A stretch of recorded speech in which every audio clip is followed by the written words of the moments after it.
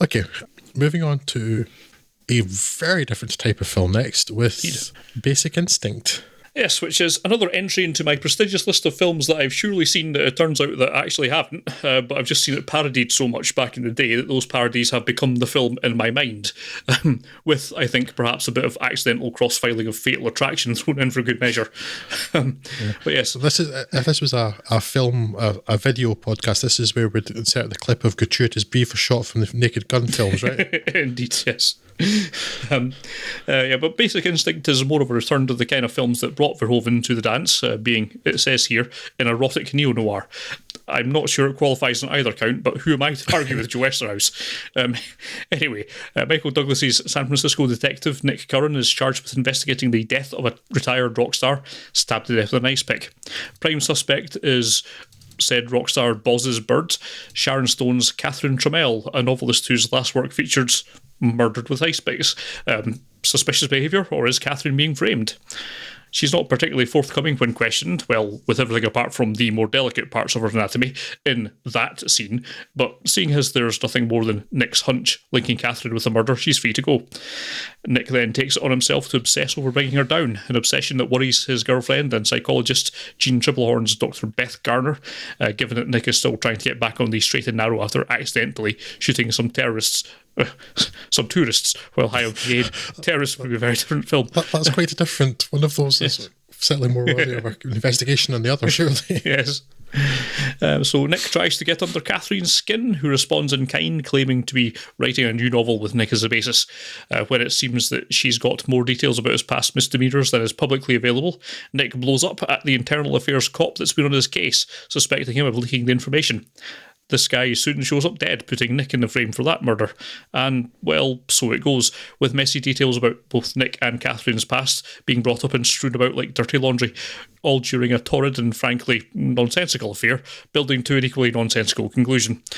Look, I'm not disputing the fact that Joe Esserhouse's scripts have made a lot of money over the years. I'm just arguing that whatever success they have found is in spite of the script, rather than because of it.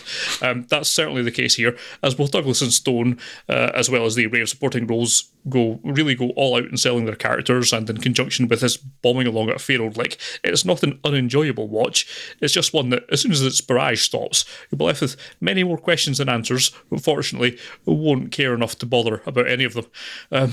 Basic Instinct was at best a disposable potboiler back in 1992, and I think from the safety of today's far-flung future, the only reason to go back to this would be to try and understand the cultural impact that it had, although even in that regard, it's really only that one scene that we're talking about. By no means the weakest on today's list, but it's not really worth a lot of your time in my opinion. Drew, do you have any counterpoints to that? No, not for the first time in this episode, although perhaps not as bafflingly. I do wonder about the strange persistence of this film in pop culture. Yes. Is it just because of that one scene, which is truly pathetic? I mean, yes. You can imagine, being as I am, a man who likes women, that when I first saw this when I was 13, or maybe 14, and I bought the video by lying to one of those mail order things, Britannia, whatever it was called, Britannia Video Club, and selected this is possibly my first film I watched it. Like, you know, as a teenage boy, I was certainly more taken by some of the scenes than others, whereas now I find the whole thing very, very just... Yes, we should add, a teenage boy in where ready access to Pornhub was not available. Yes. Even that, I don't think I watched it many times then. And I certainly hadn't watched it since, although I of course, had owned the DVD for many years, because that's how I do. Although, I mean, yes, I remembered certain scenes very clearly. I did largely remember the plot, maybe not all the details. I watched this, got to the point where Jean Triplehorn says she was at university with Catherine Trammell. Oh, yes, right, I remember now. This is stupid. And yeah, this, I didn't regret watching it again, but I was sort of like, it wasn't a film that like it was so bad to get my teeth into. And it was more one of those films that was just a kind of, you sort of a shrug and a sigh. It's a film I've seen again now. I'll never watch it again. I don't know, it's just, again, I go back to where it began. I'm kind of puzzled as to why this has the hold on popular culture that it does, when even like 25 years after it's being released, it's one of the seasons of Crazy Ex-Girlfriend has Rachel Bloom dressed as Sharon Stone in that scene. Yeah. When she would have been a baby when this film came out. It's like not much beyond that. Like, it's like people just aware of this, but without probably having seen it. And I just don't know why. Is it just that scene again? That's so pathetic, and that whole scene is ridiculous in a way. Certainly, I wouldn't have realised when I was watching it when I was 14. About like all of these men are shocked because a woman's talking openly about sex. It's like, wait, can she do that? Is she allowed to do that? That seems to be the tone of that scene. It's like they're all so discomforted and shocked and slack-jawed because this woman's talking plainly and openly about sex and things. Like, really? That was a shocking thing in 1982, apparently? Yeah. Oh dear. We've come a great distance as a species, but in many ways, not at all.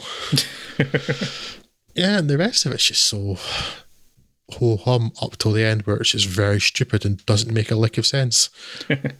Again, not the first time I'll be seeing that in this episode either. It's watching it again, it's like, I was just really, that's about the best I could say about it in the end. It's like, I don't regret watching it, but it's not good. It's not interesting. It doesn't really have anything to say. I don't even think it particularly captures its time or anything like that either. It's like, it's a kind of slickly produced but kind of sleazy erotic thriller. Yeah.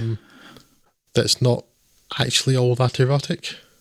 No, not even slightly. I don't know if it was considered at the time, really, but it seems a lot like one of these occasional instances of like a C-level script getting A-level money and talent thrown at it, but not where sometimes that can produce something that's actually quite good. This kind of produced something that was as mediocre as you might expect, given the material it had to work with. It puzzles me. Like, as I say, this is to my recollection at least the first time I've actually seen the full film in one sitting, and there's just really nothing remarkable about it, apart from arguably a remarkably silly ending. It's just not even worth considering, really. It's just not great in any regard. It's not awful. As I say, I watched it and enjoyed it well enough, because it does. The one thing I can say for it is that it's got a lot of effort put into it, and it goes through it at such a pace that it's kind of kinetic enough to kind of drag you along with it, but it's by no means good, and I've already forgotten pretty much all the details of it after a couple of days. So yeah, definitely not going to remember this down the line. Yeah, it's definitely one to recommend. Again, it's not good enough or bad enough to in any way recommend, like, for ironic viewing or anything. It's just, again, the mystery is what I'm left with at the end. It's like, why has this held on so much? Yeah. And is it just because someone crossed their legs with no underwear on? It's like, really? Is that where we are as a society? I guess it is. Yes, I guess it is. I mean, the greatest legacy is that there was a really funny gag from a Naked Gun film in it, and I was like, that'll do, I guess. But yes, like, just watch The Naked Gun instead, because that's a good film.